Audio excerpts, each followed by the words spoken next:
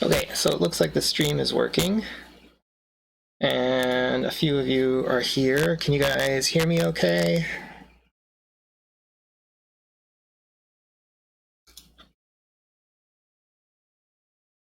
Hi, good. Hopefully somebody is actually hearing me.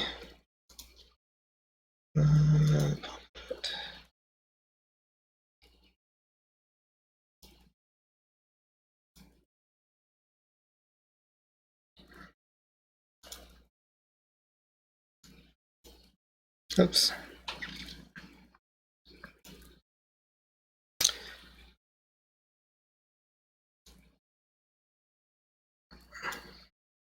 All right, so I'm going to apologize for the mic.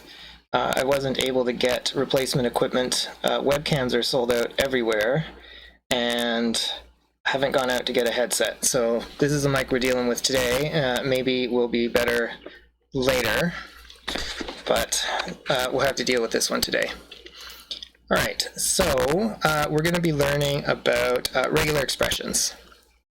So regular expressions are a very important topic. They're also quite difficult. So when I first learned regular expressions, they were difficult for me. And now that I've been doing them for 20 years, I'm pretty comfortable with them. But they're going to be difficult for you to learn as well. And it's a language for expressing pattern matching things. So we're going to be looking at matching patterns.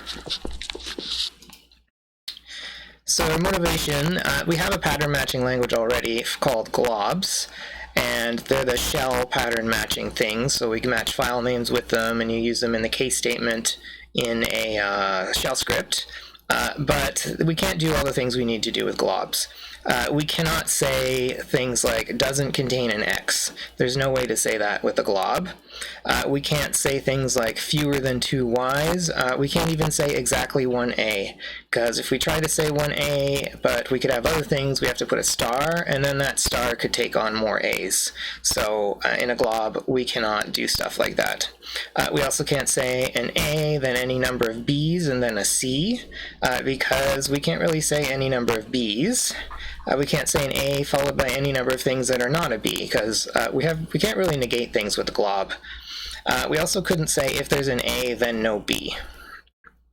All right, so the objectives initially are to learn basic regular expressions, and then later on we'll learn extended regular expressions.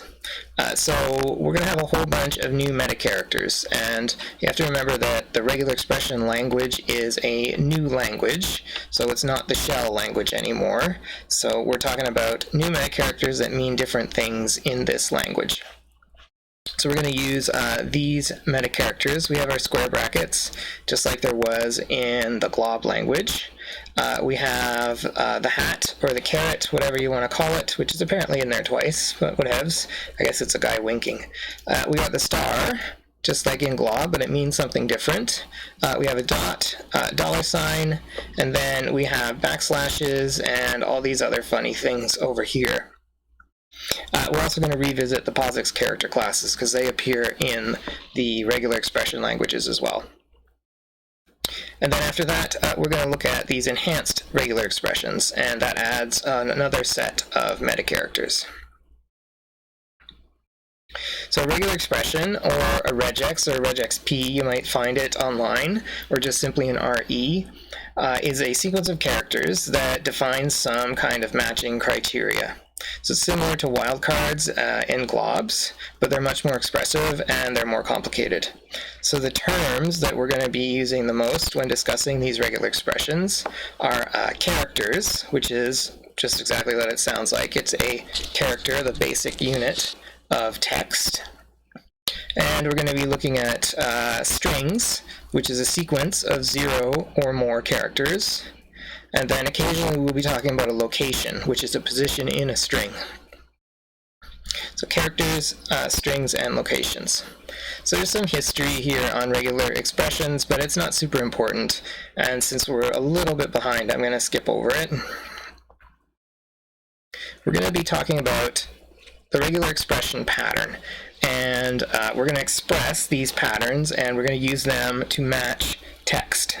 So the pattern itself, it's a predicate, which means it's a true or false function. So we're going to have this predicate, we're going to apply it to some text, and it's basically going to tell us if there's a match or if there's not a match.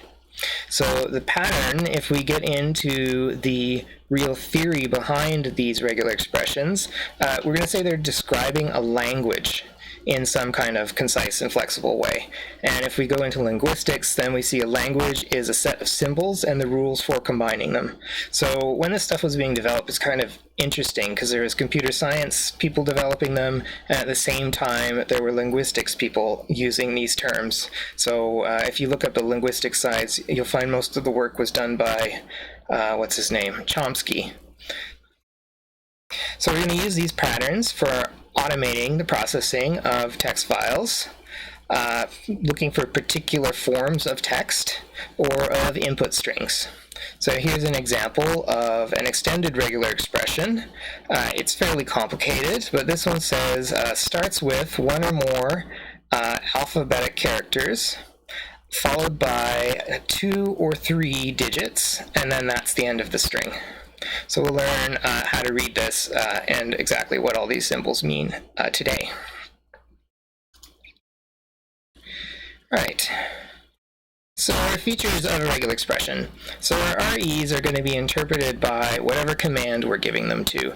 They're not interpreted by the shell. So the shell has its own set of meta characters, and then regular expressions are a completely different language. So we're going to have tools that are going to use these regular expressions. The tools we're going to be using the most are grep and sed.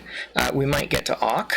But lots of languages support regular expressions. So JavaScript has regular expression support built in. Java got it added later.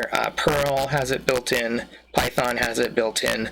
And unfortunately, there are all kinds of different flavors of regular expressions. There are POSIX standards, but some languages deviate slightly. So we're going to be looking at the POSIX standards for basic regular expressions and extended regular expressions.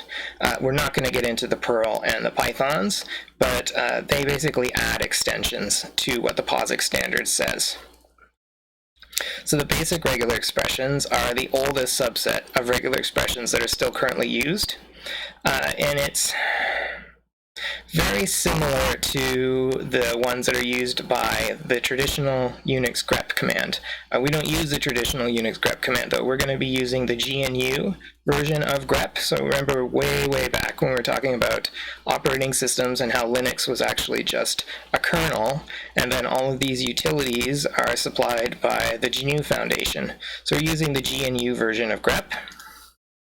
And let's ignore that line.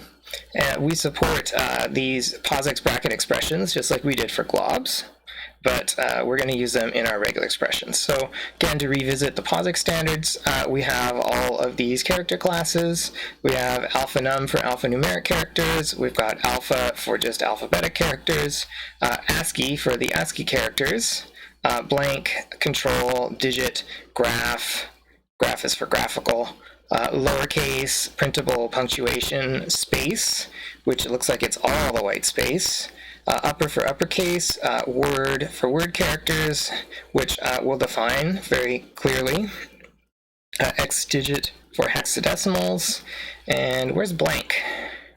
Is blank? Oh, there's blank up there. Okay. Because that's the one I always get confused, blank and space.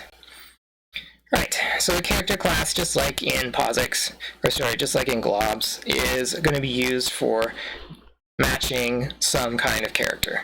And we're going to use it inside the square brackets, just like we would in a glob.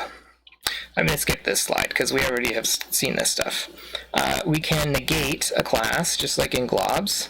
In globs, I think the standard says you're supposed to use an exclamation mark, but it also supports the caret for globs because the caret is what the regular expression language uses, and everybody who's been doing this for a while is more familiar with using the caret, and it's difficult to switch back and forth.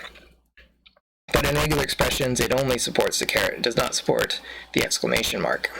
So again, an example, this case, we've got the caret, and then A to Z, A to Z. So that would match any single character that is a non-alphabetic character. So just like in a glob. Okay. Okay, new meta characters, good. We have this new meta character called the dot. It's not surprising, it's a dot. We're going to use the dot to match any single character except for new line. So it's the same as the question mark in a glob. It's not a question mark because they were developed sort of in parallel, so they use different symbols. But in regular expression land, a dot means a single character. So if we want a literal dot, then we have to escape it, and we escape it with a backslash. We can also escape it by putting inside of square brackets, because a dot inside of square brackets means a literal dot. So an example here, 2 dot dot dot, well that's a 2 followed by any 3 characters. Okay, and chap dot dot, that is a string that has CHAP followed by any 2 characters. So in here, we've got a dot inside of square brackets. So that means an A, a C, or a literal dot. So inside of square brackets, a dot is a literal because outside of square brackets, dot means any single character, whereas square brackets already mean single character, so you wouldn't put a dot inside of square brackets normally because, well, you're already a single character, and if you put a dot inside of it and it meant any single character, well, then you just use a dot. So inside of square brackets, dot is literally just dot. Right, so here it is escaped with a backslash. So I've got literally a dot followed by either a C or an O. So a single C or a single O. If you guys have any questions, just type them into the chat, and I'll be able to see them there. I think I'm about 3 seconds ahead of you, though. All right. So next meta character is called the clean star, and it's named after the guy who invented it. His name was Clean. So a clean star in a regular expression matches the preceding pattern 0 or more times. So in globland, star means any number of any characters, but that's not what it means in regular expressions. It means any number of the previous pattern. So here's an example. We got E star. So as a glob, this would mean an E followed by anything. But in a regular expression, this means any number of E's. So the preceding pattern here is just the character E, and then the star means any number of those things. So that would match, or the technical term would be except, but I think I put match in the slides, and I'll probably say except. So if I say except, I mean matches. It matches null, so nothing, because nothing has 0 E's in it, and clean star will take 0 things. A single E, 2 E's, 3 E's, 4 E's, any number of E's. So this means any number of E's, including none. So next example down here, we got S star, printf. That is going to match printf with no S in front of it, printf with a single S in front of it, printf with 2 S's, printf with 3 S's, so printf with any number of S's in front of it, including 0. Okay, so if we're looking at these strings here, Truman, Trueman, and Treeman, so all of those would be accepted by the regular expression TRUE star MAN. So again, the E star here means any number of E's, including 0 of them. So this string, Truman with no E, that's accepted because there are no E's right there, and E star will happily match no E's. Here we've got a single E, so E star will match that because, well, one E is some number of E's. And then here we got a whole bunch of E's, and the E star will match that because it's a whole bunch of E's. So I think these examples are from your textbook. We've got, what do we got? To match Wilcox and Wilcox. Okay. So these both start with WILCO. And then this one's got an X. And then this one over here has no X, but it's got CKS. Okay, so we could make a pattern that matches with these tools we have now. We start with literal Wilco, and then there's either a C or an X, so the X for this one and the C for that one. And then any number of K's, including 0, and any number of S's, including 0. So we can take a look at, what do we got here? You guys keep complaining about my mic. There's not much I can do about it. All I can do is turn down the gain. All right, back to work. What do we got? What do we got? What do we got? All right, so let's trace this regular expression and match these input strings. So WILCO, those are just literals. So this one here, WILCO. Actually, I think I should type this stuff because it makes more sense if you can see me tracing it. Uh-oh, there's a ferret trapped behind a door. I'll have to let her out sometime. Okay, let's look at this. If I can grab it, we'll put it here-ish. So there's our pattern, and we're going to look at the two input strings, which are these guys. Okay, and then I'll trace how I would say that these are accepted. All right, so what do we got? So Wilco is a literal, and it matches the Wilco at the beginning. So both of them match up to this point, no problem. And then this one here says there's either a C or an X. Well, there's an X, so that matches that. And then we have K star S star. Well, this string after the X, there are 0 Ks and there are 0 S's. So this one is accepted, because we've consumed the entire regular expression, and the string that I gave it matches it. All right, the next one, we've got Wilco. So we got a question. So the CX matches C or X, but it does not match CX. Yes, exactly the same as in a glob.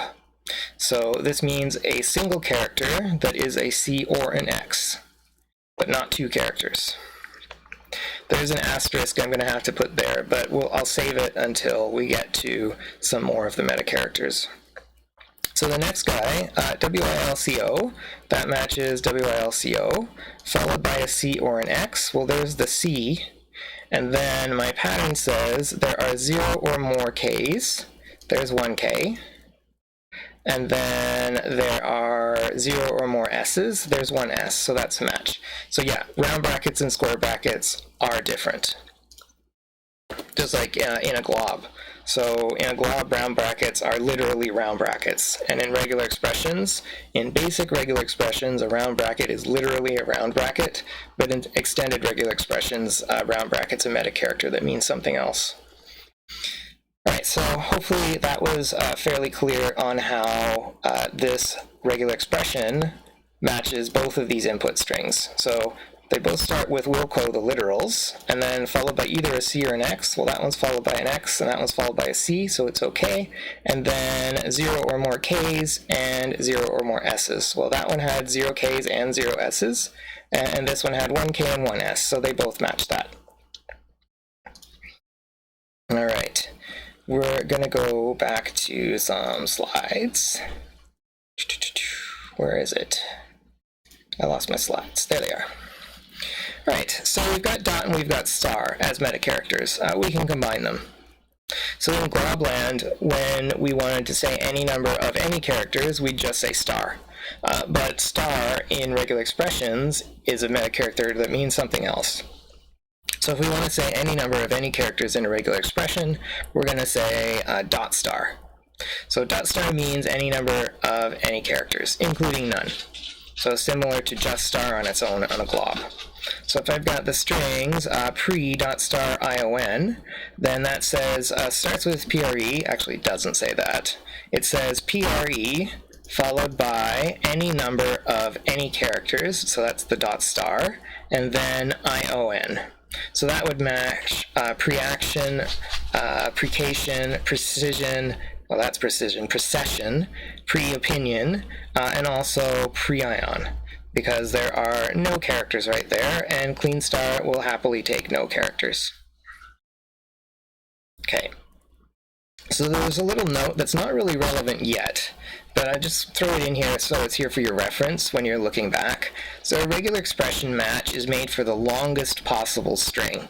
So it means that clean star is greedy. So if I have this regular expression, 03.star05, it will match the 0 and the 3 and the 0 and 5 as far apart as possible. So here it says as close to the left and right of the line as possible. So if I have this input string right here, potentially it could have just matched 030005. That's the shortest substring that it could have matched, because it's a 03 and then a bunch of junk, and then it ends with the 05. But because clean star is greedy, it will take as much as it can. So it will actually match the entire string here. So the green part is just what the dot star matched, but it said it had to be preceded literally by 03, and it has to be followed literally by 05. So in this case, the dot star expanded to take as much as it possibly could. So when we talk about capturing subgroups, that will become relevant, but until then, it doesn't really matter.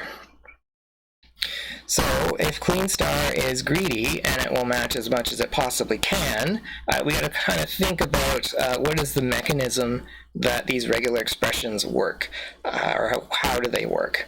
So they're modeled after what is called a non-deterministic finite automaton. So this again is where this regular expression from computer science overlaps with the linguistics. When I say that a regular expression accepts an input string, that language is literally from how we talk about non-deterministic finite automata. Right, so a non-deterministic finite automaton, it's a machine. We can either think about it whenever it has a decision to make, it's either going to make every possible decision, or we can think of it as always making the right decision. So up here, when I'm looking at this input string and I say, well, there's a whole bunch of potential ways this dot star could have taken this input string, what if one of those paths broke the way it could match, whereas another one didn't? So I prefer to think about it as the machine always makes the right choice. Like, what does dot star take? It always takes the right thing. And if there's multiple ways for it to take things, it always takes the longest. So if you've taken a theory of computation course, you should have covered finite automata, so deterministic finite automata versus non-deterministic. And if you haven't, don't worry about it. It's okay. So it's just that whenever a regular expression has a decision to make, I prefer to think of it as it always makes the right choice. And how does it do it? You can think about it as magic for now. And if you actually study these things, then you'll understand how it always works out. Okay. Give me a second. I'm going to go rescue that animal. I'll be back in literally 30 seconds. I just have to let her out. If anybody has questions, please post them.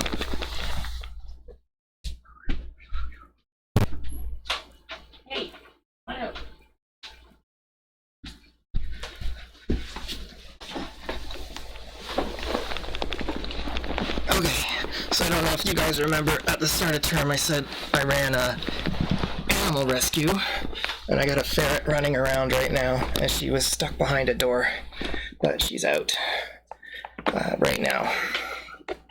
Okay, so some more meta characters. We've got dot and we've got star.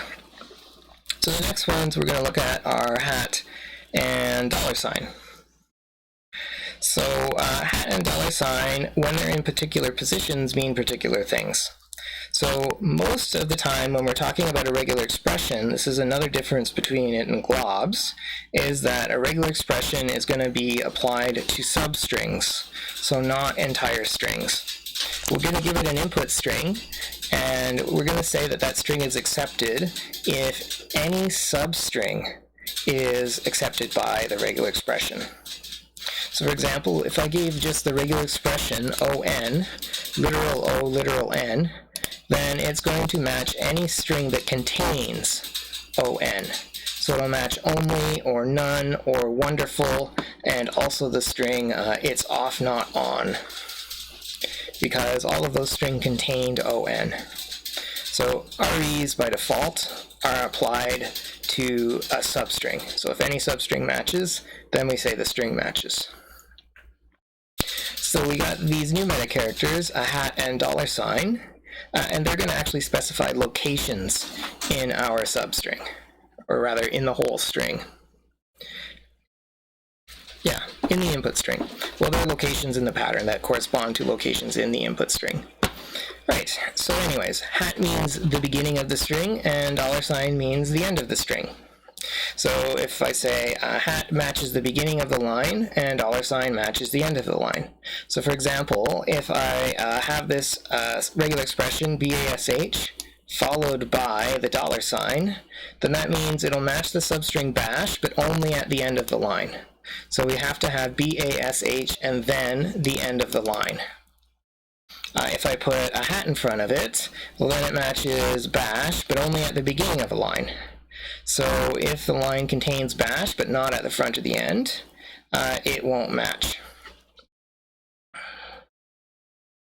So next, if I wanted to match only the string bash, I could say starts with and ends with bash.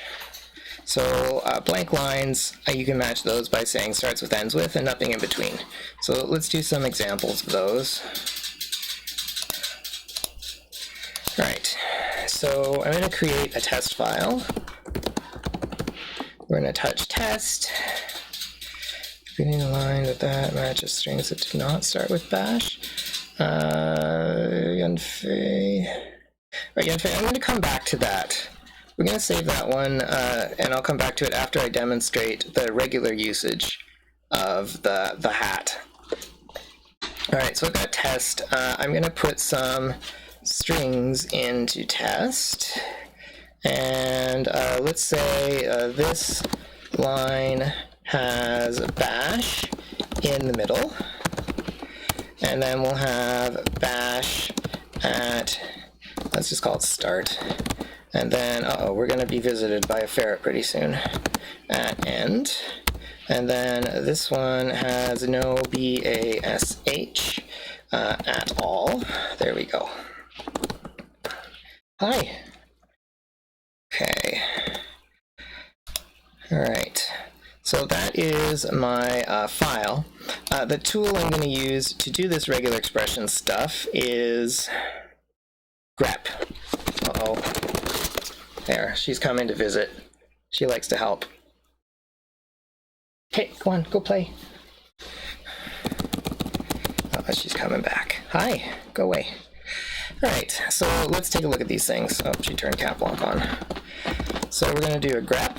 I'm just going to give it the string bash to start with, and then the next parameter to grep is the input file. So we're going to do touch. All right, touch, no such file or directory. What are you talking about? It's right there. Oh, it's test, sorry. I created it with touch. Right, so when I ran grep with the pattern bash, sorry, she's trying to dig, I gotta help her. Go on. Right, so we have our input file test, which I'll move off to the side. There we go. Okay, she went to bed. Okay. So here was our input file. This line has bash in the middle. We can see that that line was accepted. So what grep does is it's a filter, and it only allows the lines that match the regular expression to pass through it. Any line that does not match is rejected. So we can see line 4 was not output. And in fact, I'll put line numbers on it to make this really clear. Alright, so there we go. So line 1, this line has bash in the middle, and grep has highlighted it in red. So because that's the substring that matched. But the whole line is considered to be a match because grep and regular expressions by default describe substrings. They don't have to match the entire string, just a substring. And line 2 matched as well because it says bash at start. And then for some reason I typed line 3 to say bash at end. So let's change that guy. We're going to say at end bash. And then let's do another one, line 5, that is only bash. Okay, and I'd like a blank line. There we go. All right, so here we can see that line 5 also matched. Great. We're trying to demonstrate the hat and the $sign. Okay, so if I put hat at the front of my regular expression, now it's only allowed the lines that start with bash to go through the filter. Okay, and if I put the $sign at the end here, I'm going to start quoting things because $sign is a meta character and I don't want my shell to interpret it. Here it's only matched bash at the end. Alright, so the question was, so hat bash matches bash at the beginning of the line, but this string that you typed matches strings that do not start with bash. No, that is not what that says. Just like in glob language it wouldn't be. So let's take a look at that one. I'm going to quote it again because those characters are also shell meta characters. Okay, so remember square brackets means one character.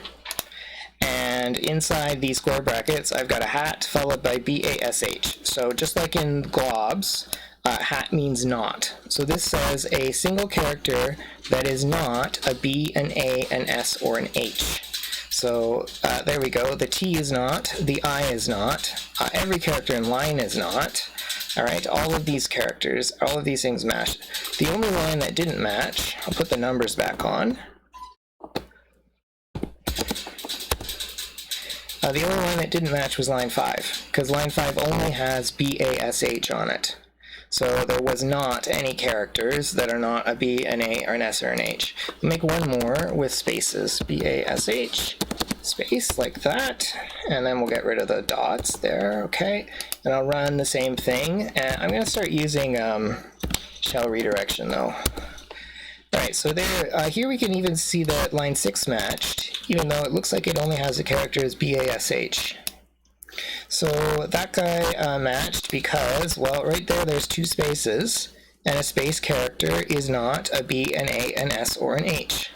So that matched because there's a substring right there that matched the pattern I gave it. Okay, let's do a different one. Let's take our input string there, and this time we're going to say starts with. So if I put the hat there, that guy means starts with. Okay, so this shows me only the lines that start with a character that is not a B, an A, an S, or an H. So line 1 starts with a T, that's not any of those characters. Line 2 starts with a B, well, that is a B, A, S, or an H, so it doesn't match. Line 3 starts with an A, so it doesn't match because it started with a character that is an A. 4 matches because the N is not a B, A, S, or an H. 5 does not match because it starts with a B, and then 6 matches because it starts with a space, and the space is not a B, an A, an S, or an H. Okay, so good question. Thank you for that. I think we have on the slide there's a reference to something funny. Here we go. Alright, so examples. It looks like I have an employee database of applicants for a job position, I think. This is from your text as well. So here, what is this? Their employee ID. It looks like this thing is delimited by colons, and I think these spaces aren't supposed to be there. I just put them in so that it's easier to read. We've got John Woodcock, who's a director. He's in the personnel department. That's his date of birth, and that's his salary. And we've got the same data for all of these potential employees. I'm going to copy this so we can use it for testing. And here we go. Paste that guy right there. I don't want to deal with that. Can I fix that easily? Yes, I can. All right, I'll do it manually. So I was just thinking of what command I could use. Actually, I'll do the first one manually. Okay, let's put it all back the way it was, and then we're going to see regular expressions in use. So we haven't learned this tool yet, but we'll get there. The tool is called sed. It stands for the stream editor. So once we've learned regular expressions and grep, we'll move on to sed. But what sed does, actually, I'm not ready for sed yet. I need a tr. So I'm going to tr, and I'm going to take all of the new lines, and I'm going to replace them with, I think I'll replace them with a colon. And then we'll see what the data looks like. I need it to input my thing from the test file. I've got a one enormous line, and it looks like John has a space after him. Let's get rid of that. Robert Dylan. That should have a colon there. That's going to break it. It's not going to work because the formatting is off. Okay. All right, I'm going to do it manually because the formatting is off. Director, personnel, date of birth, salary. Cool. Okay, that guy, that guy, that guy, that guy. DGM, marketing, salary. Bill Johnson, director, production. Oh, I see what it is. There's no colon between first and last name. So I could have just done this. I could have fixed it using a regular expression. Oops, wrong line. Okay. All right, so let's fix these names a little bit. John Woodcock had a space, Robert Dylan had a space, Charles Harris had a space, and Barry Wood had a space. Hopefully there's no other errors there. All right, and I'd like a blank line at the end. Okay, so let's run these guys from the slide. So it starts with a 2. Sure. So I'm going to start using cat at the front because we're going to be building things off the end to make a pipeline. So let's run the grep, and we're looking for, starts with a 2, and there, whoops, oops, I didn't type grep, sorry, I've got some lag here. Grep. Right, so from this input file over here, I think I'll put it below so that things are closer together. From our input file, I said, give me all the lines that start with a 2. So that was John Woodcock and Charles Harris, because they both started with a 2. All right, next guy is find lines ending with 4 characters preceded by an 8 or a 9. Okay, so an 8 or a 9, and then 4 of any characters, and then end of line. So we'll do that. So we're going to run our grep. It's going to have an 8 or a 9, and then 1, 2, 3, 4, and then end of line. Okay, so these ones matched because there's 4 characters right there, there's 4 characters right there, and then there's the 8 and there's the 9. All right, candidates not born in the 50s. So we could do that a couple of ways, actually. We could either work from the front of the date of birth, or we could work from the end of the date of birth, or we could work from the end of the line. So let's work from the front of the date of birth. So we'll do a grep, oh, sorry. We gotta start with our cat.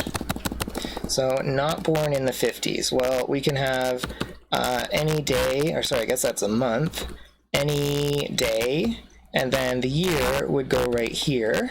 I'm going to put colons around it to make sure that we're in the date of birth field. Whoops, no tildes, please. There we go. So not in the 50s. Well, I could say there's a single character here that is not a 5. And, oh, I forgot my closing quote. So let me fix that. Closing quote. There we go. So we got the guy from 47 and 43. Those are those 2, and everybody else was born in the 50s. So that was with this expression. We could match it with a different expression as well. So let's match it with a different pattern. So this time I'm going to work from the end of the string and go backwards. So I'm going to say at end of line, then there is a whole bunch of digits. And I'm going to be careful about digits because I don't want it to take the colon, or actually I could say there is a whole bunch of not colons. How many? Any number of them. And then there's a colon, and then there is a digit, and then there is something that is not a 5. Right, and we get the same output. You can see the red part is highlighting the substring that matched, and it's displaying it differently. Because up here I said colon and then some month, and then and then a forward slash, and then some day, and then a forward slash, not a 5, and then something else, and a colon, and it matched this section of the string.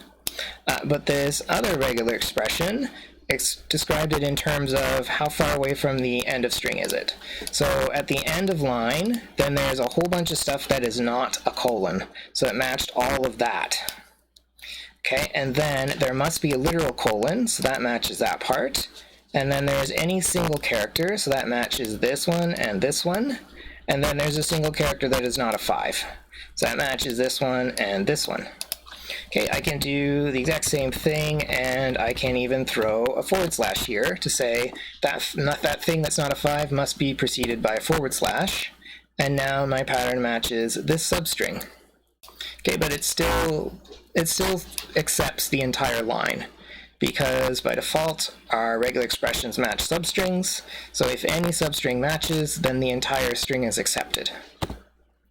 Right, it's just because I'm using grep interactively that it's highlighting the substring that matches, but the whole line is accepted. Okay, so let's go back to our slides. All right, so who was it? Young Fei asked about the hat. So the hat actually has 3 meanings depending on where it appears in the string. So if it appears at the beginning of a character class, so inside the square brackets, then it means negate. If it appears at the very beginning of an expression, then it means start of line. So in here it means not an A to Z. So a single character that is not in the range A to Z, or a single character that is not a lowercase. In this one it means starts with. So this means starts with a 2. If it appears anywhere else, then it's a literal. So we got a little question here. What do these guys do? And normally I'd let you talk amongst yourselves for a minute to figure this out, but you guys don't like that, so actually you've been saved from that by the school closure, so you don't have to talk to your neighbor. I'll give you a little time to think about them. If anyone's brave, they can guess if they want. But the question is, what do these guys do?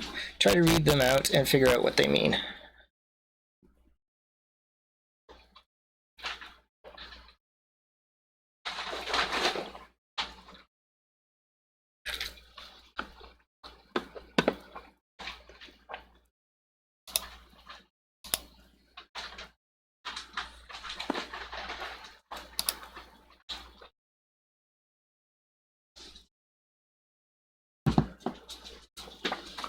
All right, so I'll do the first one. So remember, the hat means 3 things. Yeah, so Young Fei, you're correct. The first one means starts with, because that's a hat at the beginning of the string, or beginning of the pattern, so it means starts with, and then followed by hat. So those guys are not inside of square brackets, and they're not at the beginning, so those are just literal hats. So it means starts with 2 hats. Now this one here, Crack0, that's some name you got there, starts with something, or starts with a single character that is not a hat. Hey, you are so helpful. I know. You'd love to run on the keyboard. So where were we? Oh, you only went down 1 slide. Okay. Here. Go play in the bag. Okay. Oh, great. She's shedding. Must be spring. Gross. Okay. So that's what those 2 mean. So starts with literally 2 hats, or starts with a character that is not a hat. All right. So we've got these meta characters. Sometimes we need them to be literals. And in globs and when we're in the shell, we do that by escaping them. It's the same in regular expressions. So our funny meta characters we have so far are the dot and the star. They become literals when they're placed inside of square brackets. So if we've got a square bracket dot square bracket, that matches literally a dot. Or if we have a star inside of square brackets, that matches literally a star. And those make sense. You wouldn't put the dot inside of square brackets to mean any character, because if you did, you would just use the dot and not have the square brackets. Likewise with the star means any number of the previous pattern, but square brackets only match a single character. So if it's only matching a single character and there's a star in there, it must be literally a star. Star is also literal if it's the very first thing in a string, because nothing preceded it, so it can't mean it's a clean star. It must be a literal. Don't worry too much about that one. For other uses, we can also escape things. Oh, sorry about that. My laptop slipped. There we go. We can also use the backslash to escape our meta characters, just like we could in practically every other language. So here, if I've got G and then a backslash star, it matches a G followed by a literal star. And if I've got a backslash open square bracket, that's going to match a literal square bracket instead of this being its beginning of a single character expression. And backslash dot backslash star, that means literally a dot and literally a star.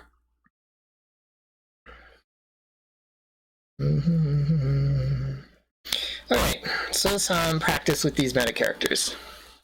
If we're trying to match the names Handel, Handel, and Handel, we can match all of those with this pattern right here. So an H with a single character that is either an A with an umlaut or an A without, and then any number of E's. So this guy matches because there's our A with 0 E's. There is our A with an umlaut with 0 E's. And then here's a regular A with exactly 1 E, which all of those are accepted by the clean star. Second one matches. Doodly do. Second one, let's go back.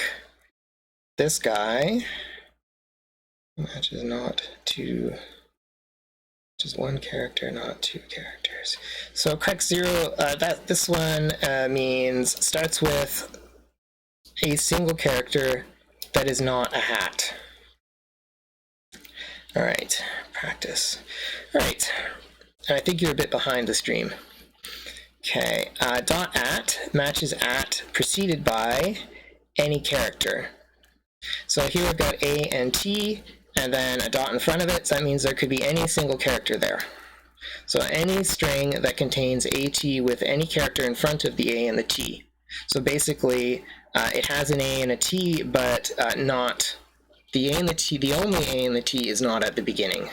Sorry, I have to be very precise about what I say, and it sounds funny, but it's so that we don't get the wrong idea of what this matches. So an A and a T with a character in front of it. This one here, a single character that is an H or a C, and then a T. So it matches hat and cat. All right, this one here says a single character that is not a B followed by an A and a T. So it's going to match all the strings that are matched by .at except for bat. And then this one here says a single character that is not an H or a C followed by AT. So it's going to match all the strings matched by .at other than hat and cat, because we said it can't have an H or a C in front of it.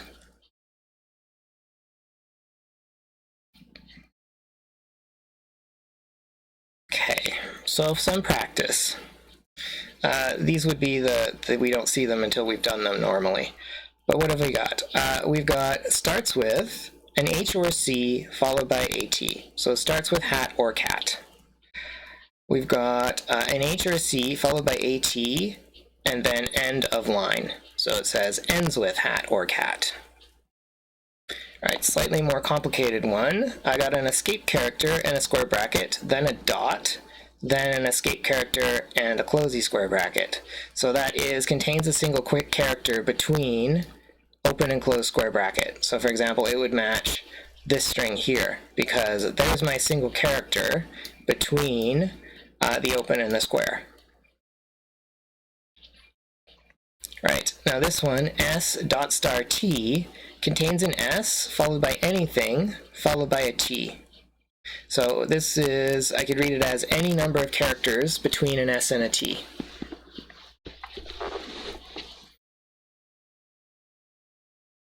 Okay, do we need to see any of these on the command line as an example?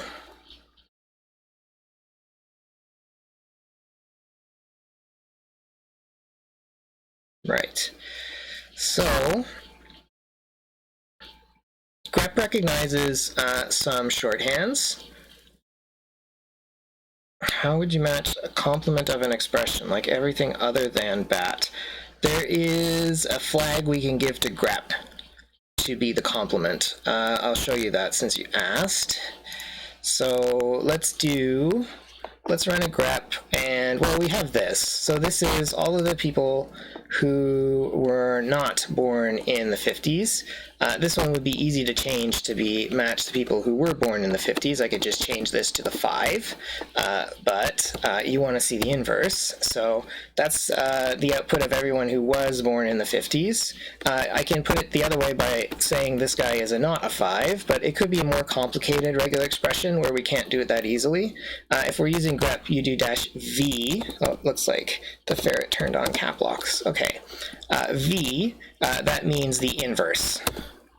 And there it is. This is all the lines that do not match that pattern. Okay, so back to slides. Okay, so GNU grep adds some shorthands that are not part of the POSIX regular expression language, and we're going to cover those and we're going to talk about them. Normally, when you're writing shell scripts, I don't allow you to use anything that's not POSIX, and that's for portability reasons, but everywhere we'll have the GNU version of grep installed, and if not, it's very easy to install it. So we're just going to talk about the GNU versions of our regular expressions. So GNU adds these shorthands to the regular expression language. So we got \lowercase w, that means a word character. So a word character is an underscore or an alphanumeric character. So it's the same as this thing here. So it's a single alphanumeric character or an underscore. And of course, from the POSIX classes, we know that's equivalent to this. So \w means a word character. \W means a non-word character. So here it would be a single character that is not an underscore or an alphanumeric. And that would be the same as this guy over here, assuming your locale is set to C. Okay, so that's for word characters. Down here, we're going to talk about space characters. So \s. So that's a white space character. So it's the same as this here. Capital S means a non-white space character, so not one of those guys. All right, there's a note down here. GNU grep does not support \d or capital D. So Perl regular expressions, Python regular expressions, I think Java regular expressions, JavaScript regular expressions, and possibly sed, I'm not sure, will accept these guys for shorthands for digits, but grep does not. So if your pattern's not working and you're trying to use one of those, that's probably why. Okay. GNU grep also adds this thing for word boundaries. Actually, I think word boundaries are POSIX, so I'd have to double check though. To find the word hi in an input, well, we could try just saying hi, but actually let's use our example. That's not the one I want. That's my regular stuff. Go away.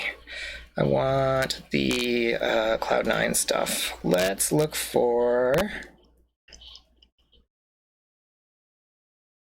Let's look for the word D. All right, and that sounds funny because D is not a word, but it is a word by our new definition of word, which is a contiguous sequence of word characters.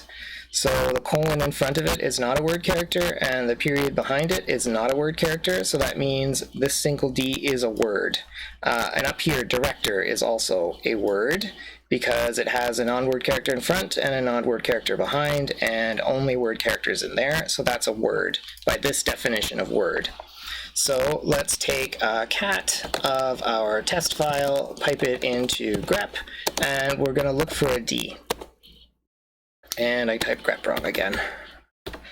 Okey-doke. Alright, so it's matched all of the character Ds, but if I only wanted to match the word D, I need a way to say that. So if we go back to the slides, we're trying to find the word hi in the input.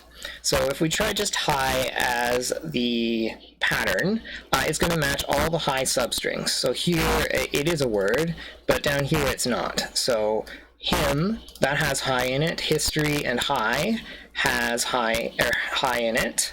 This thing also has the substring hi in it. So all of these are matched when I was actually just trying to find the word hi. So we need to say at the start of end of word. I'm going to call it a word boundary from now on. Okay. So we're talking about words in regular expressions.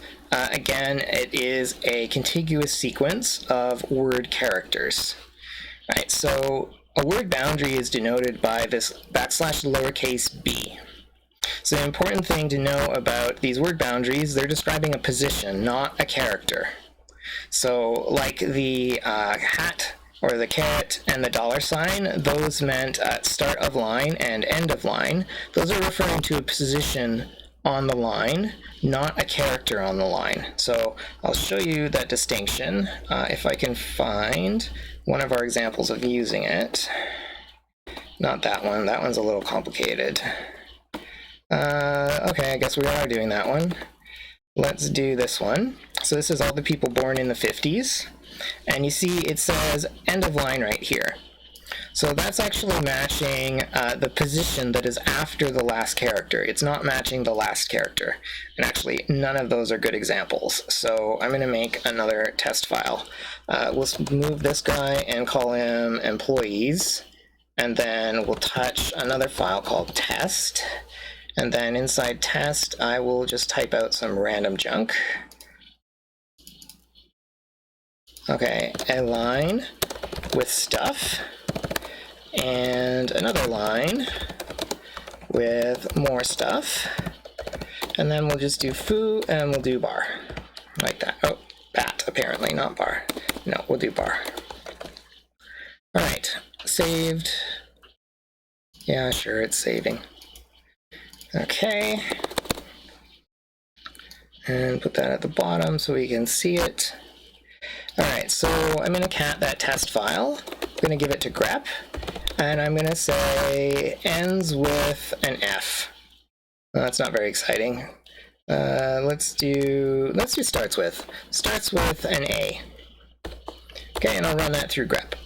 So you can see it's matched the A here, which is expected.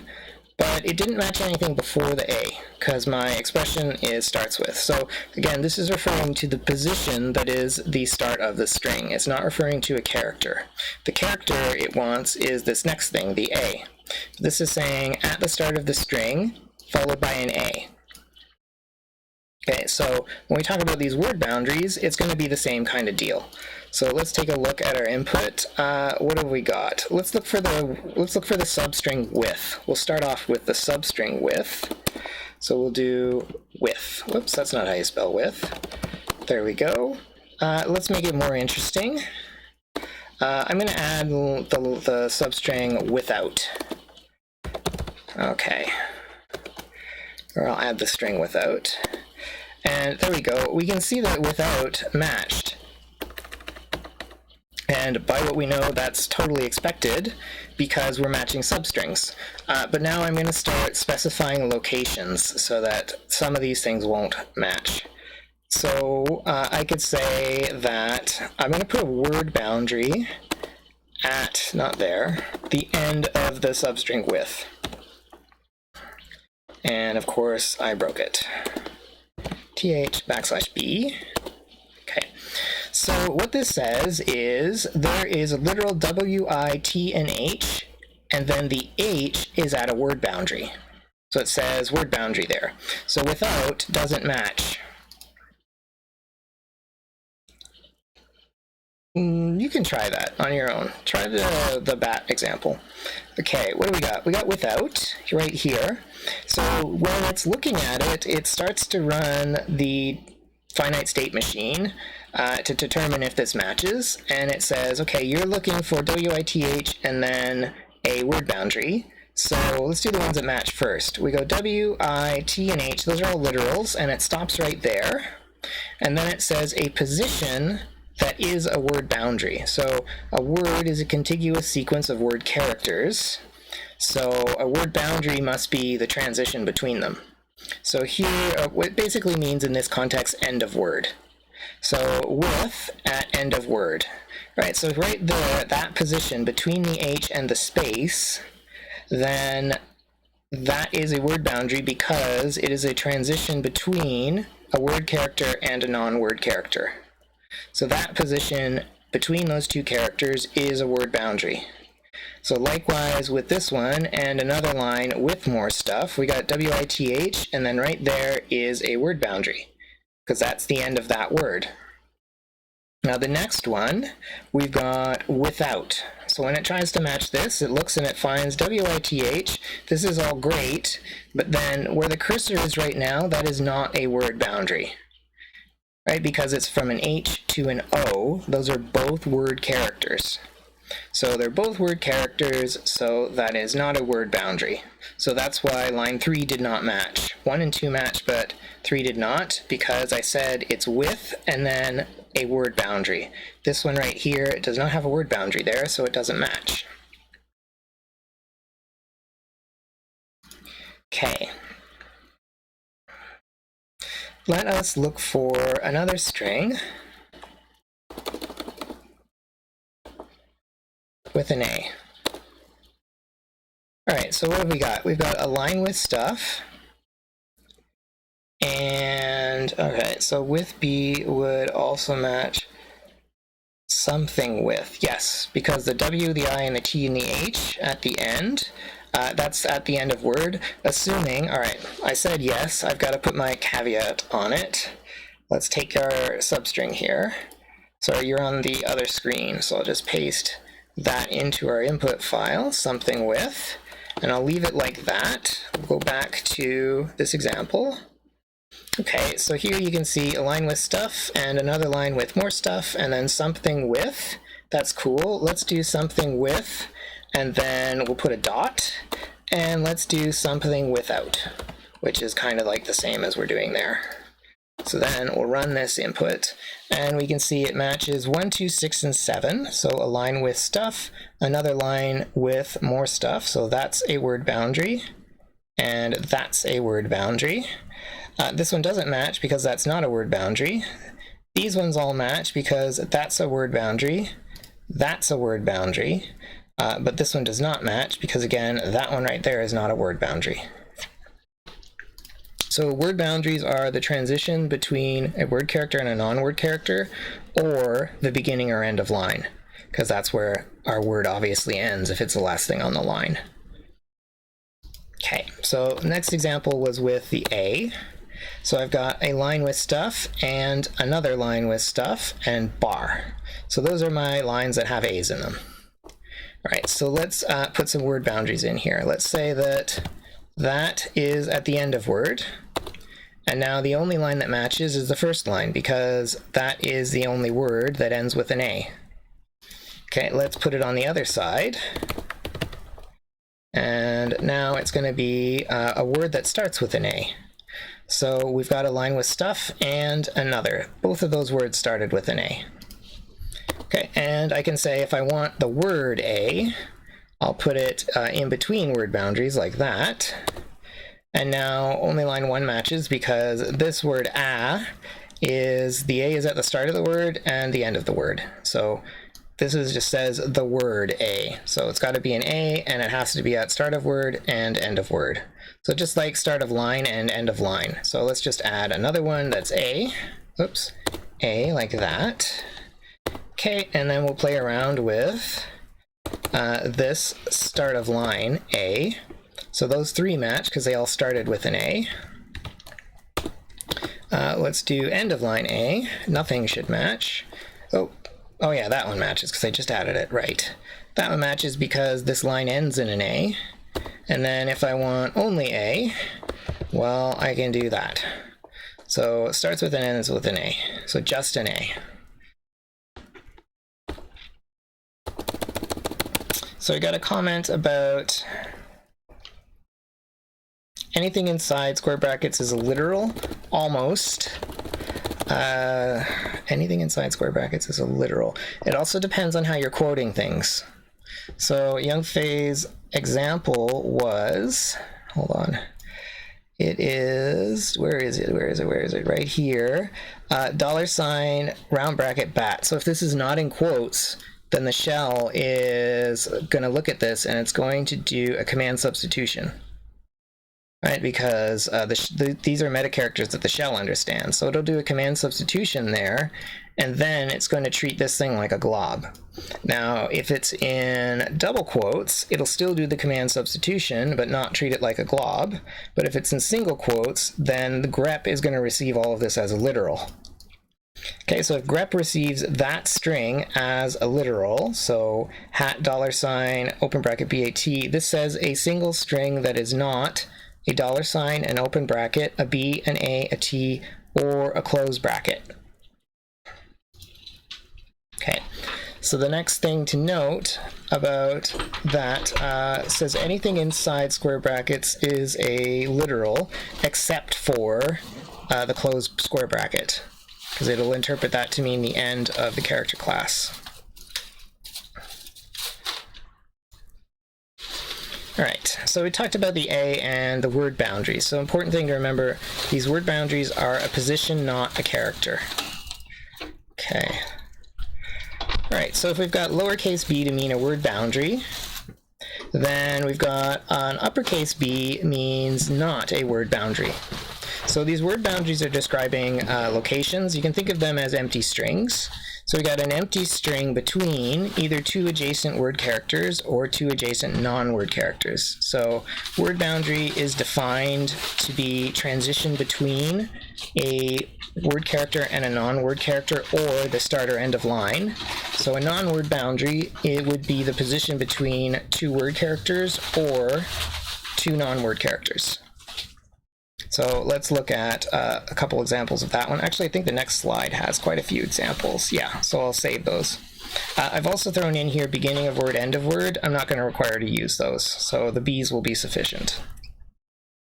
So let's look at some examples with word boundaries. Here, if I make my pattern ER\B and assume that everything is quoted so the shell doesn't swallow our backslash, then that's going to accept whatever and water is wet because we have ER at end of word. Right, so it's ER and then a comma, so that is a transition. So that means that's a word boundary. And we've got water and a space. So space is not a word character, so that means that's a word boundary. So those guys are both accepted. It's going to reject the string verb. So even though it has an E and an R, the R is followed by a B, so the position at the end of the R is not a word boundary. So that is rejected. The next example is an S followed by a word boundary. So it'll accept Simpsons and less than, and also this is less. So what have we got? Simpsons is accepted because we've got an S apostrophe between them, but the second S is at a word boundary because it's followed by a space character. So I got an S and a space, that's a word boundary, so that's accepted. This is less is also all accepted for the same reason. S followed by a space, that's a word boundary. S followed by a space, that's a word boundary. And then S followed by end of line, that's a word boundary. Okay, but the strings somewhere and so are both rejected because we got an S followed by an O, so that position there is not a word boundary. And again, S followed by an O, that position there is not a word boundary. So those two are rejected. All right, so next example is a word boundary and then a hyphen and another word boundary. So the string retreat will be accepted. So what do we got? We've got a transition from an E to the hyphen. So in between them is a word boundary because E is a word character, but hyphen is not. So that's a word boundary. And then after the hyphen, we've got a hyphen and then a T. So hyphen, not a word character. T is a word character. So that is a transition between them. So that is a word boundary. So retreat is accepted. But this emoji here is rejected. So if this was our input string, this would not match because we've got a hat followed by a hyphen. Those are both not word characters. So that is not a transition. So between them is not a word boundary. Likewise, on the other side, the transition from the hyphen to the hat character is not a word boundary. Okay, so then the next one is h dot star er word boundary dot star s. So an h followed by anything followed by er, add a word boundary, followed by anything, followed by an s. So it will accept higher highs. And let's take a look. The first dot star will match IGH. So we got an H and then IGH and ER. And then we have a word boundary after the R because we've got an R and a hyphen. So it's a transition from a word character to a non-word character. And then the dot star will match the high here. And then literally an S. So that one is accepted. Sure. So can I explain retreat again, was the question. The pattern was word boundary hyphen word boundary. Okay, so basically we're looking for a hyphen that has word boundaries on either side of it. So this hyphen right there does have a word boundary on both the left and the right. Because on the left, it's an E to a hyphen. So E is a word character. So remember, word character is underscore or alphanumeric. So we got E hyphen, so word character, hyphen is not a word character. So if it's not a word character and we're talking about the space between them, then that must be a word boundary because we transitioned from a word character to a non-word character. So that is a word boundary between them. And then on the other side, we've got hyphen and then T. So that is a transition from a non-word character to a word character. So that is a word boundary. So whenever we have a transition from word character to non-word character or from non-word character to word character, that's a word boundary. The other positions for word boundaries are start of line or end of line.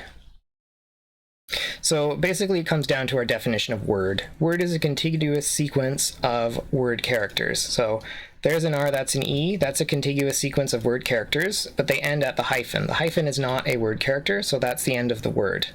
Likewise for treat, right? T-R-E-A-T, that's a contiguous sequence of word characters, but before them was a hyphen, which is not a word character. So here are words, there's two words in this substring, R-E and treat. Those are our two words, and they're separated by a hyphen, which is not a word character.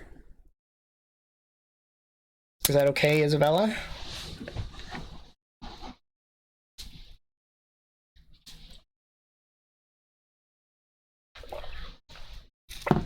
Okay, I don't know how far ahead I am of you, but I'm going to assume it's okay. Okay, so let's review the higher highs again. The part that we're interested in is, so in that case, anywhere the hyphen is located between words would match. Yes. So if any hyphenated word would match, or a hyphen at the start or end of line with a word character. Well, let's just do it. Let's say that this is our pattern. Let's throw them in there. So /b hyphen /b. Okay, so we're going to cat our test file, which is not going to be sufficient yet. We're going to grep it, and I'm going to give it /b hyphen /b. Note I'm using single quotes because I don't want my shell to start interpret these quotes as shell meta characters. I want them to be literals. Okay, so nothing matches so far. Let's just do, well, let's do it. What do we got? We got retreat, and we've got our emoji. Where was he? This guy. Okay, and we'll leave those for now. And then we'll run it. So you can see retreat matched, and it only shows you the characters that match. So the only real character here was the hyphen. Okay, and the emoji did not match. So right here, between the E and the hyphen, then that is a word boundary. And on the other side, between the hyphen and the T, that is a word boundary. Okay, but it'll also match, I don't know, we'll say that this is an option. And we'll say that this is a continuation, like that. And we'll also just do hyphen on its own. And then I'll trace those for you. I'm going to scroll down a bit.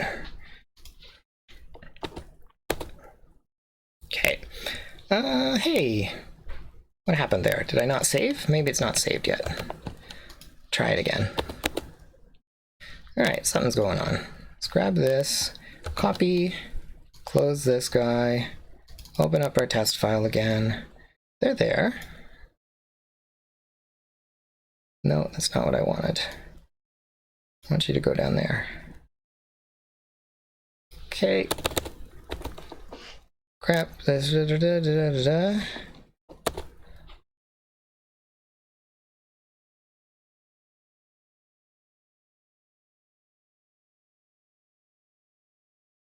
Oh, I see. Okay, sorry, that was me being dumb.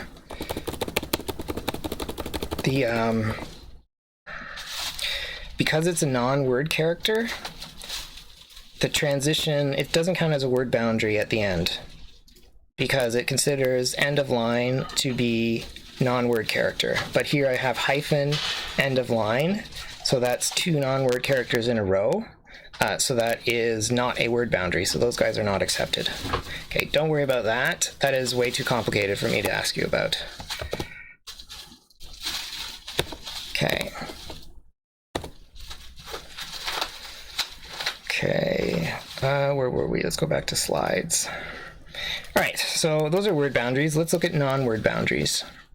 So ER followed by a non-word boundary. Well, that'll accept herbs and it'll accept rerobe because we've got ER and then that's at a location that is not a word boundary. So the R to the B, that is not a word boundary.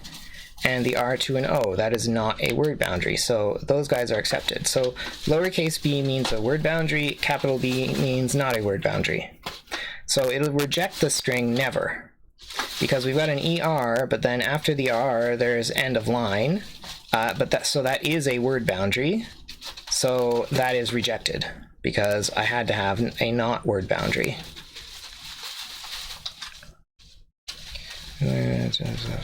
Yeah, Young Fei, that's correct. Okay, we got ER / capital B and then a B. That's kind of redundant because if I have an R followed by a B, then that has to be not a word boundary anyways. That'll accept herbs, but this time it's going to reject rerobe. Oh, that's why. So this is demonstrating that this is a position and not a character. So here, it's ER, non-word boundary B. So we've got ER, and then the position between the R and the B is not a word boundary, and then the B.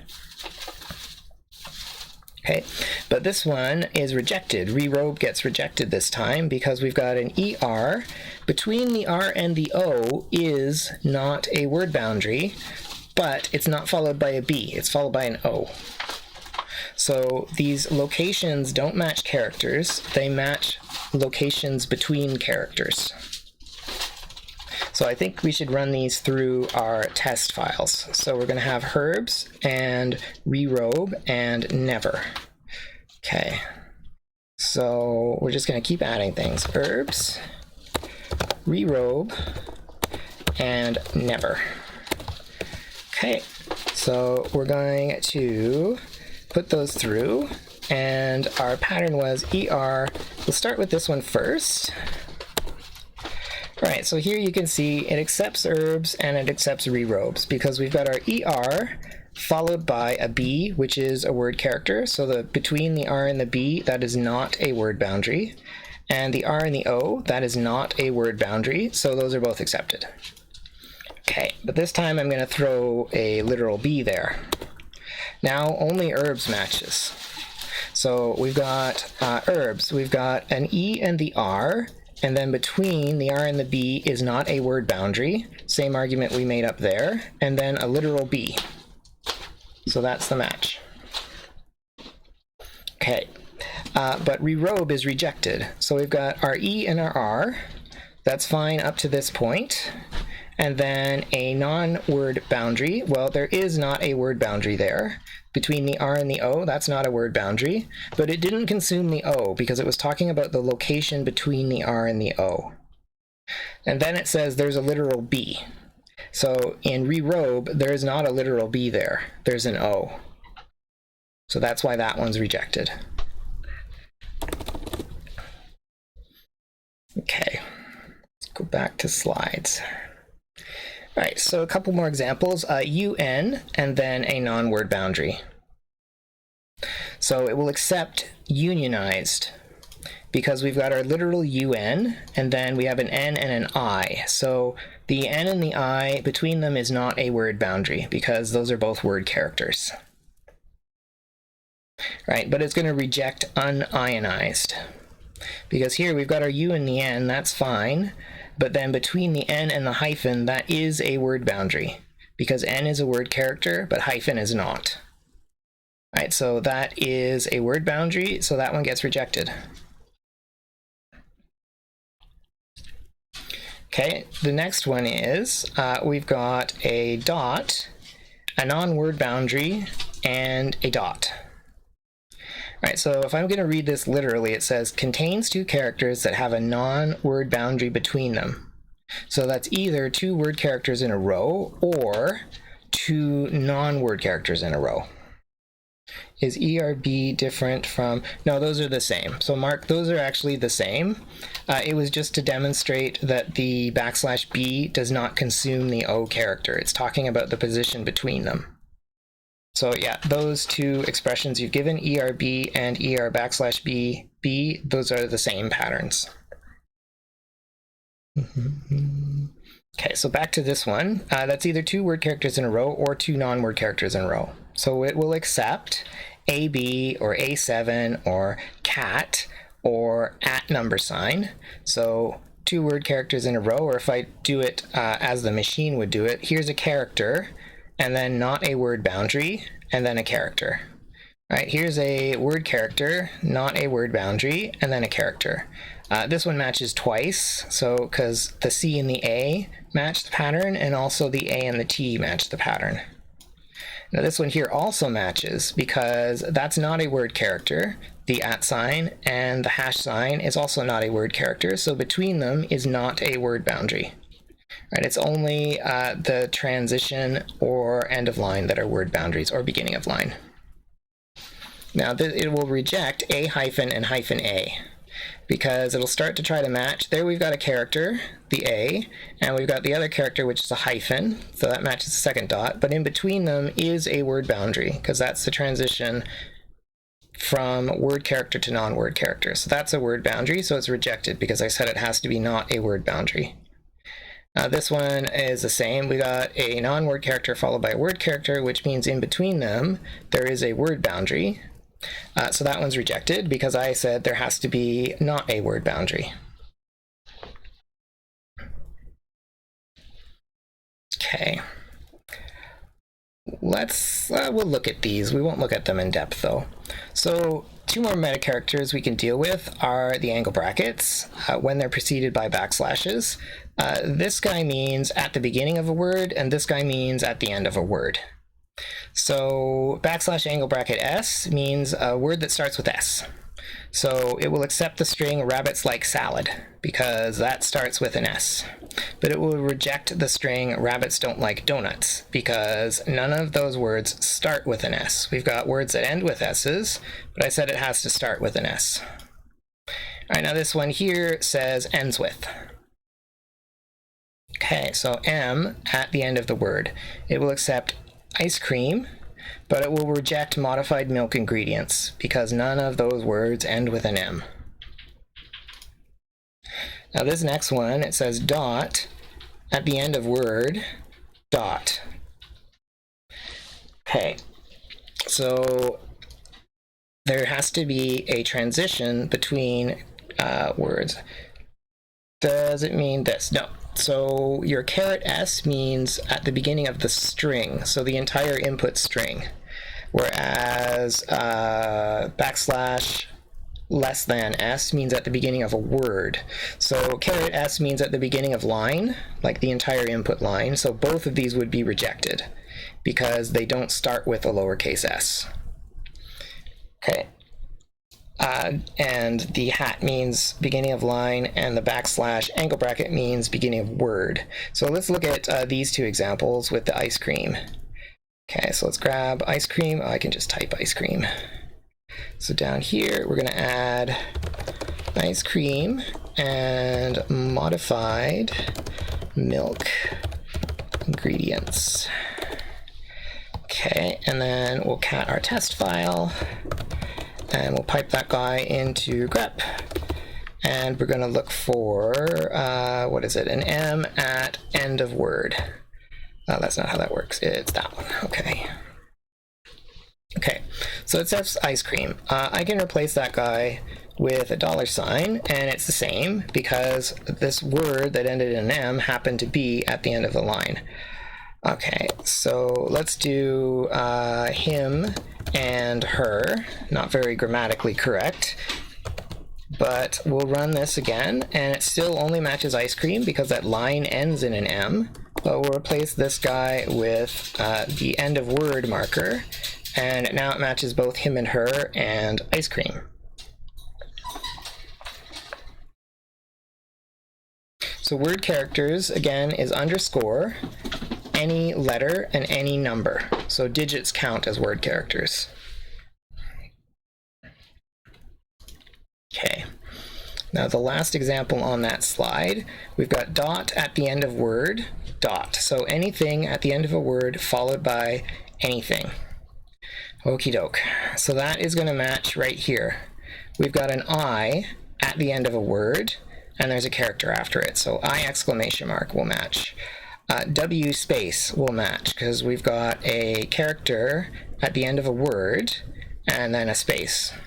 Okay, R matches. Okay, U matches because we've got our U at the end of the word followed by a character. Likewise for I and am space, but not fine. So this one says there's a character at the end of a word. We're totally fine for fine up to there. But it also says that must be followed by a character, and there is no character after that E, so that is not something that matches. Okay, so that one's a little strange.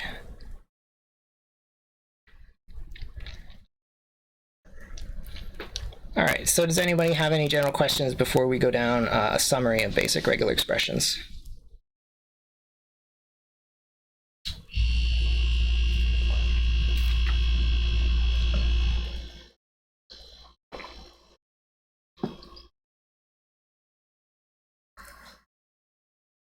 All right, I will take silence to mean that you're okay.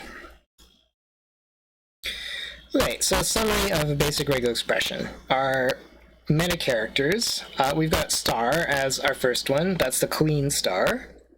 It means 0 or more occurrences of the previous pattern. So not 0 more of anything, it's whatever came before it. Dot means any single character. We've got our single character or, just like in globs. So this means a single character that is a P, a Q, or an R. We can also give it a range, just like in globs. So this is anything between an A and an F. So Young Fei, that's correct. So backslash less than matches a word, and hat matches the line. So that's what those positions are talking about. So start of word versus start of line. So next up, we've got a square bracket, a hat, PQR, and a square bracket. So that means a single character that is not a P, a Q, or an R. And then we've got a hat and pat. So that says the line starts with pat. And here at the $, it says the line ends with pat. So /W, any single word character. So it's a synonym for this grouping here. So al num, so both letters and numbers. Any non-word character. So that is a synonym for this. Any single character that is not an underscore or alphanumeric. /s, that's a white space character, synonym for the space POSIX class.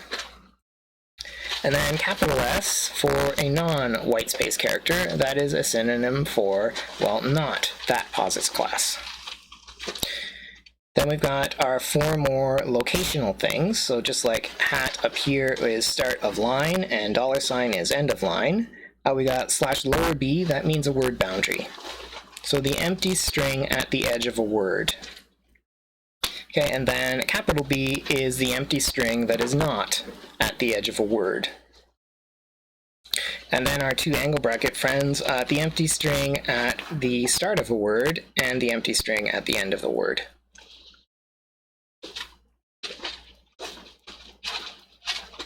Okay, so I got some practice. Unfortunately, you can see the answers because I'm not using, what's it called, PowerPoint. So we've got our 2 input strings, Mozilla /4.0, so these are user agent strings from web browsers. Okay, so this guy is for, looks like Microsoft Internet Explorer 5, and this is actually the Mozilla browser 4.75. Right, so if our pattern is an M, the first one is accepted because there's an M inside of compatible, but the second one is rejected. So even though there is a capital M, our searches are case sensitive. So first one's accepted because of the M in compatible, second one is rejected because there is no lowercase m. All right, the next one, we've got a/4. So / is not a special character in grep or in regular expressions, so it's literally just a /.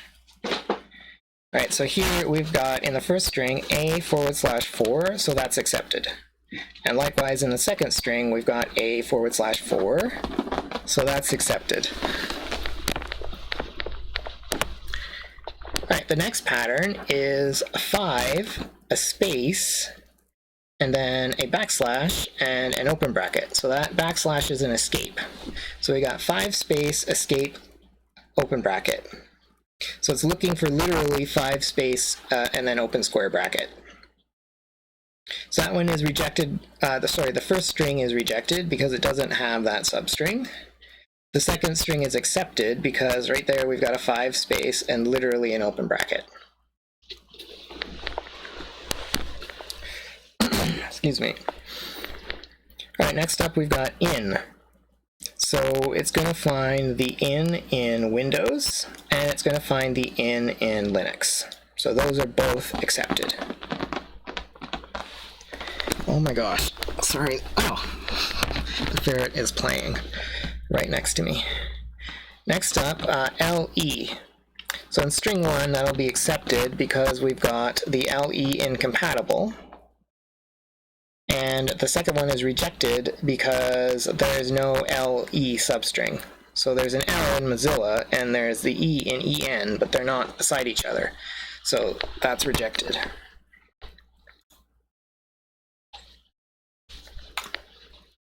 I've lost my mouse. There it is. Okay. All right, more practice. And then more practice. Okay, they get slightly more complicated as we go. Good. I got an IN, square bracket DU. So an IN followed by either a D or a U. So it's going to match the IND in Windows and the INU in Linux. And then the next one is X followed by a character that is either a number or an uppercase. Okay. So in the first string, what do we got? Are there any X's? Yes, there's our X. That's the only X, but it's followed by a lowercase. I said it has to be followed by a number or an uppercase. So the first string is rejected because it does not contain a lowercase x followed by either a digit or a uppercase. String 2 is accepted because it finds this guy right here, x2 in Linux. So there's an X followed by a digit. Well, I said it's a single character that can be a digit or uppercase. So string 2 is accepted.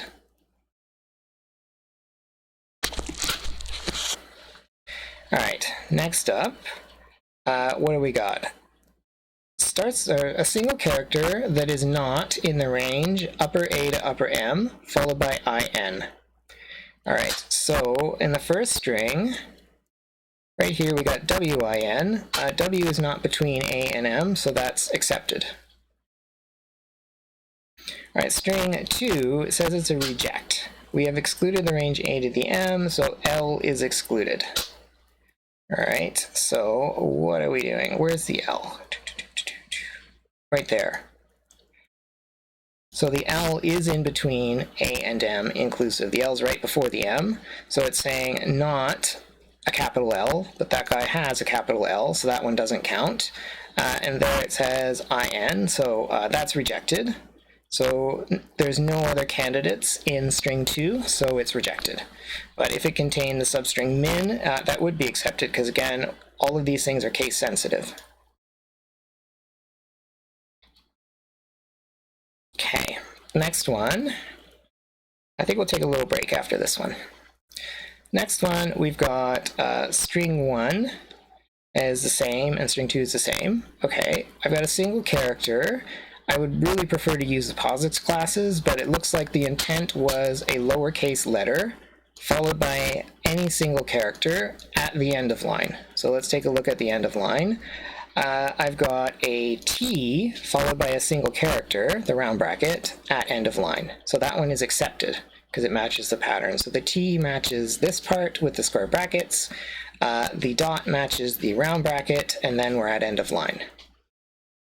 All right, string 2 is rejected because we've got the same round bracket at the end, but it's preceded by a 6. That is not a lowercase letter, so that one is rejected. Okay, next up we got an M dot star 5. So capital M with anything and then a 5. So here we go, capital M, and I'm just going to scan forward until I find a 5. There it is right there. So that's the substring that matches. So that whole line is accepted. The next one will do the same thing. I got an M, I'll scan, and it finds the 5. So that would have been good enough, but remember that clean star is greedy, so it's actually going to go and it's going to find the furthest away 5 that it can, that one. And then this whole line will be accepted, and this will be the part of the line that is the reason it was accepted. So that one is accept. Okay, next up we got \b, so that's a word boundary, followed by an E. So the first string, we'll scan through and look for E's. There's an E, but that's not a word boundary between it. And then that's an E, but it's uppercase, not lowercase. That's an E, but it's uppercase, but not lowercase. So first string is rejected because it does not contain a lowercase e preceded by a word boundary. All right, the second string is accepted though. So if we scan, there's our E. Thing before it is not a word character. So that right there is a word boundary between the square bracket and the E. So that one is accepted. All right, next example, it is a non-word boundary and an E. So string 1 this time is accepted because right there we've got an E preceded by a word character. So between the two, that is not a word boundary. So that E is the reason that it's accepted. The second string is rejected. So there's our only E, but it's preceded by a word boundary, not a non-word boundary. So it's rejected. All right, what do we got? A single character that is a digit followed by a word character. Okie doke. There's a digit, it's followed by a dot. Dot is not a word character. There's a digit, it's followed by a space. Space is not a word character. There's a digit followed by a dot. Dot's not a word character. There's a digit followed by semicolon. Semicolon is not a word character. We're out of digits, so string 1 is rejected. Okay, let's do string 2. So we're looking for a digit followed by a word character. The 4 followed by a dot. Dot is not a word character, so that guy's rejected. Okay, then the 7 is followed by a 5. Those are both word characters, or rather, the 7's a digit and the 5 is a word character, so that is accepted. And that's enough to make the whole line accepted, but this line actually has multiple matches. So we've got the 2 1s, so that's a digit followed by a word character. We've got the 1 followed by a 6, and the 2 followed by an 8. or sorry, a 2 followed by a 2. We've also got the 5 followed by an 8 and the 8 followed by a 6. So it matches in multiple ways. Okay, the next one is a capital M dot star E backslash B. So we got an M with anything, and then there is an E at a word boundary. So let's scan the first one. There's our M, and I'm going to scan, and there's our E. The E is followed by a semicolon, so that is a word boundary between those two. So that is accepted because it matched my pattern. Okay, the next one, there's my M. I'll scan forward. Here's an E, but that E is followed by something that is not a word boundary. Sorry, that E, the position after the E is not a word boundary because we got E, N. Those are both word characters, so that is not a word boundary between them. So that part is not good enough. I'll continue scanning because maybe there's another E. Nope, there's no more E's, so this one is rejected. Any questions about those examples? I think I'm going to take a 10-minute break before we start talking about extended regular expressions. So I'll leave this on the stream, and actually I won't, because I should say when it's going to come back. You guys can open the slides and look at them. Oh, if you're dealing with a blurry screen and you're finding it hard to track, I'm streaming in 1080p, so most of your monitors will be 1080p, so if you switch the resolution to 1080p and then make it full screen, it will exactly one-to-one match what I'm streaming, so there will be no blurriness. Okay, so we're going to switch to an intermission. We're not going to resume at 4:20. That's what the other class did. So let's do a 12-minute break. Hey, that is 4:20. Okay. Oh, wait. Are we done? Has this already been 2 hours?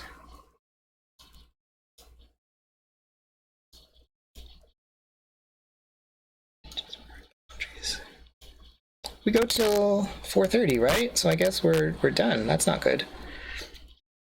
All right, our digits word boundaries. Well, it depends on what's before and after them, because we're talking about transitions. So digits are word characters. So that's the question. All right, so I'm going to answer the question from Isha, and then we'll call it a day, because that's our scheduled time. All right, so let's take a look. Let's put in some stuff. So we'll do 1950, and I can't think of words that have, okay, we'll do this. 7. Is that how it goes? Yeah, we'll do that one. And then born in the 20s. We'll do that one. Okie doke. So, cat test, pipe it into grep. Let's show line numbers so we can talk about them. Oh, sorry. Yeah, I changed to that screen. We'll go back to the desktop. Okay. So the question was about digits and word boundaryness. So word character, again, is an underscore or an alphanumeric character. So underscore, letters, or numbers. Those are all word characters. Okay, so let's take a look at what are we going to do to demonstrate this. Let's say we want to find things that have a digit. So we'll do digit, oh, not capitals. D-G-I-T, nope, digit. There we go. And I'll put a word boundary at the front. All right, so here it matched 1950 because beginning of line is considered a non-word character. So that's our transition from a non-word character to a word character because a digit is a word character. So that's a word boundary in front of it. So that's a match. Also, the 20s was a match. So because what have we got there? Well, it is a space, which is not a word character, and then followed by the 2, which is a word character. So between them, right here, oops, right there, is a word boundary. So those two are both accepted. The line SEV7N was not accepted.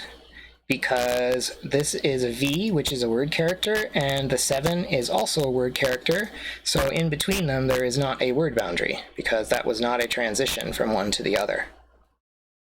Okay, so let's now put it at the end. So we're going to change this guy to the B, and take that back like that. Here, only line 1950 was accepted, because we've got our digit 0, and then that's end of line. So that's considered a word boundary. The 7 line was not accepted, because we've got, again, our 7, which is our digit, and then it's followed by an N. Those are both word characters, so the space in between them is not a word boundary. So that one got rejected. 20 was also rejected because, well, we've got 2 digits to examine. The 2 is followed by a 0. Those are both word characters, so in between them is not a word boundary, so that's not good. Now we have a 0 followed by an S. Those are both word characters, so the space in between them is not a word boundary, so they get rejected. So this whole line gets rejected. Okay, so digits do count as word characters. So that means this is a word by our definition, 1950. Likewise, 20S, that's a word by our definition. And even this guy there, SEV7N, that's a word by our definition. Okay, does anybody else have any questions about basic regular expressions with the boundaries and the characters and stuff?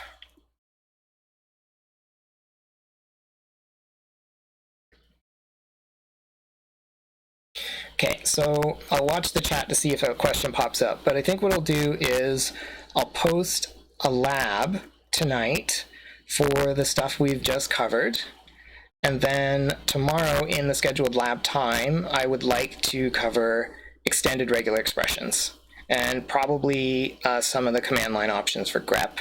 I think the lab will require command line options for grep, but you can read the man page to find them. And then when I cover them, it'll just be review for you. So tonight, right after this lecture, I'll post a lab about extended regular expressions. And if you could do that lab before the scheduled lab tomorrow, then we can use that time to cover extended regular expressions, and we'll be able to get at least to said. Because I think, is this our last week of instruction, or do we have another one? I think we have one more week. Okay, we're doing okay then. Yeah, I'll double check the calendar, but I think there's another week. All right, and will we be able to have access to today's lecture? Yeah, I'll save the lecture. I'm going to make a playlist for these lectures, and then these will be saved at least until the end of term so that you can review them whenever you want. And the chat will also be visible too, unless anyone seriously objects to that. All right, so I'm gonna try to, I'll get a headset because you guys are complaining about this microphone. So I guess I gotta go out tonight and buy a headset, and hopefully I can get the school to pay for it. Right, so if you guys are okay with everything, I'll end the stream and then I'll get to work on posting that lab. Do you like my microphone? Okay, well, I got complaints about it before. Right. Okay, so any questions about what's going on? No, I've been watching my levels. I get into the reds, but I never actually clip. I've got a compressor on it, so once it gets above, I think negative 18 decibels, it starts compressing 10 to 1 so that it never actually hits 0. So that also is probably what makes it sound a little funny, though.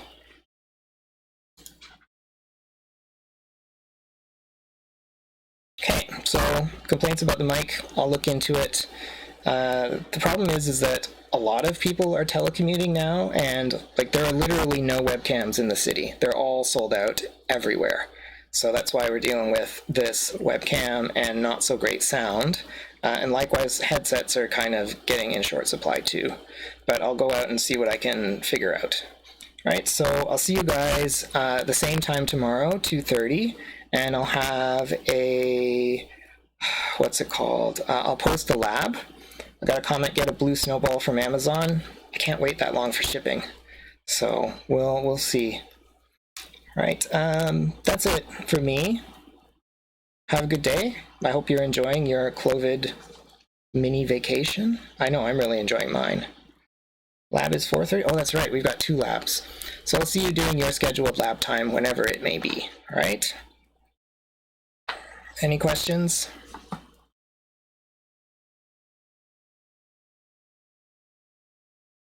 Okay. So I'll post the lab and see you then. So how do I stop this guy? Click this